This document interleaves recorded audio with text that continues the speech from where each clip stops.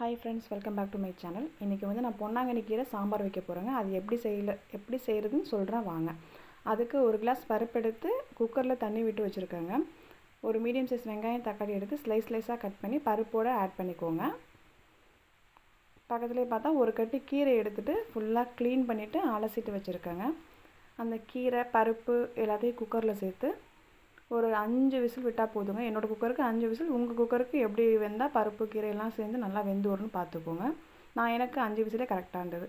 ஒரு கொஞ்சமாக புளி ஊற வச்சு வச்சுருக்கேங்க. பருப்பு நல்லா வெந்திருக்கு. பருப்பும் கீரையும் சேர்ந்து நல்லாவே வெந்து வந்திருக்கு. இப்போ அந்த புளி கரைசலோடு சேர்த்து ஒரு 2 ஸ்பூன் மிளகாத்தூள், குழம்பு மிளகாத்தூள் சேர்த்து தேவையான அளவு உப்பு போட்டு கொதிக்க விட்டுருக்காங்க. நல்லா கொதி வந்ததுக்கப்புறம் இதுக்கு ஒரு தாளிப்பு கொடுத்துடலாங்க. ஒரு தாளிப்பு பேன் வச்சுட்டு கொஞ்சமாக எண்ணெய் விட்டு கடுகு 1 ஸ்பூன், வரமிளகாய் சேர்த்துருக்காங்க. வரமிளகாய் கீரை சாம்பாருக்கு எப்போவுமே ஒரு நல்ல ஃப்ளேவர் கொடுக்குங்க. அவ்வளோதாங்க, சூப்பராக நம்ம கீரை சாம்பார் ரெடி ஆகிட்டு கொஞ்சமாக பெருங்காயத்தூள் லாஸ்ட்டில் ஆட் பண்ணிக்கோங்க.